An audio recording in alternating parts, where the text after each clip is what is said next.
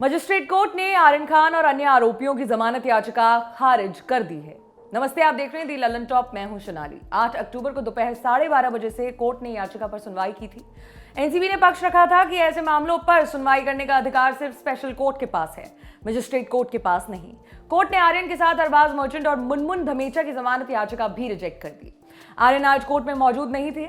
उन्हें और अन्य आरोपियों को एनसीबी की एक टीम जेजे हॉस्पिटल लेकर गई थी उनका मेडिकल टेस्ट कराने के लिए, जिसके बाद 6 मेल आरोपियों को आर्थर रोड जेल ले जाया गया। वहीं 2 महिला आरोपियों को बायकुला जेल भेजा गया। इंडिया टुडे की एक रिपोर्ट के मुताबिक आर्यन और उनके साथ 5 लोगों को बैरक नंबर 1 में रखा गया है, जो कि स्पेशल क्वारंटीन बैरक है।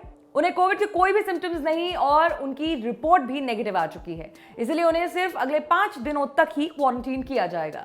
बता दें कि आर्यन के पास बेल के लिए सिर्फ शाम 6 बजे तक का ही समय था, क्योंकि उसके बाद जेल के दरवाजे बंद हो जाते हैं। इससे पहले कोर्ट ने आर्यन को 7 अक्टूबर तक एनसीबी कस्टडी में भी भेजा था। कल उनका कस्टडी पीरियड खत्म होने के बाद कोर्ट में सुनवाई शुरू हुई, जहां कोर्ट ने आर्यन और अन्य 7 आरोपियों को बेल नहीं दी। साथ ही उन्हें अगले 14 दिनों के लिए जुडिशियल कस्टडी यानी कि न्यायिक हिरासत में भेज दिया। यहां बता दें कि ये 8 आरोपी जेल नहीं गए, उन्हें अपनी रात एनसीबी दफ्तर में ही बितानी पड़ी। इसकी वजह थी कि उनके पास कोविड की नेगेटिव रिपोर्ट नहीं थी। आर्यन के वकील सतीश मानशिंदे ने बेल की अर्जी लगाई थी, जिस पर एएसजी अनिल सिंह ने कहा था कि बेल पर सुनवाई स्पेशल एनडीपीएस कोर्ट में ही होगी, वो कोर्ट जहां narcotics, drugs and psychotropic substances act से जुड़े केसेस की सुनवाई होती है। 7 अक्टूबर की सुनवाई में एनसीबी ने कोर्ट में 11 अक्टूबर तक आर्यन की कस्टडी की मांग की थी। उनका कहना था कि आर्यन खान ड्रग्स केस में कुछ और लोग अरेस्ट किए जा सकते हैं, जिन्हें आर्यन के सामने ले जाकर पूछताछ की जाएगी। हालांकि chief metropolitan magistrate RM Nerlikar ने एनसीबी की बात मानने से साफ इनकार कर दिया। मजिस्ट्रेट ने अपने ऑर्डर में कहा कि एनसीबी के पास पूछताछ के लिए पर्याप्त समय और मौका था, इसलिए अब आरोपियों को जुडिशियल कस्टडी में भेजा जाएगा।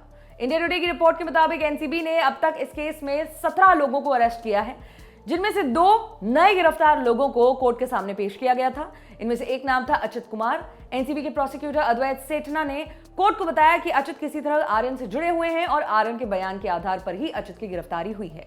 प्रोसिक्यूटर ने यह भी बताया कि अच्युत एक ड्रग सप्लायर है, जिनके पास से 2.6 ग्राम गांजा भी बरामद हुआ। इस पूरे मामले में एक विदेशी शख्स को भी जोड़ा जा रहा है, जिसे इंटरनेशनल ट्रैफिकिंग से जुड़ा हुआ बताया जा रहा है। कल कोर्ट में सुनवाई के दौरान आर्यन ने क्रूज शिप पर जाने वाली रात का पूरा घटनाक्रम बताया। उन्होंने बताया कि उनके प्रतीक नाम के एक दोस्त ने उन्हें ऑर्गेनाइजर से कांटेक्ट करवाया। प्रतीक ने कहा कि उन्हें वीवीआईपी के तौर पर इनवाइट किया जाएगा। वो क्रूज पर सिर्फ ग्लैमर का तड़का ऐड करने की मंशा से गए थे। आर्यन के वकील मानशिंदे ने अपने क्लाइंट की ओर से स्टेटमेंट सबमिट किया था, जिसमें आगे बताया गया कि प्रतीक अरबाज मर्चेंट के भी दोस्त हैं, इसीलिए उन्होंने अरबाज को भी इनवाइट कर लिया। जब आर्यन टर्मिनल पर पहुंचे तो उन्हें वहां अरबाज मिले। अरबाज को वो पहले से जानते थे, इसीलिए साथ ही शिप पर जाने लगे। मगर उसी दौरान एनसीबी के लोगों ने उन्हें रोक लिया, उनसे पूछा कि वो क्या ड्रग्स लेते हैं। आर्यन के मना कर देने पर भी उन्होंने उनका बैग चेक करना शुरू कर दिया। साथ ही उनकी तलाशी भी ली गई, लेकिन उन्हें कुछ भी नहीं मिला। आर्यन के मुताबिक एनसीबी अधिकारियों ने उनका मोबाइल ले लिया और उससे तमाम डेटा डाउनलोड कर लिया।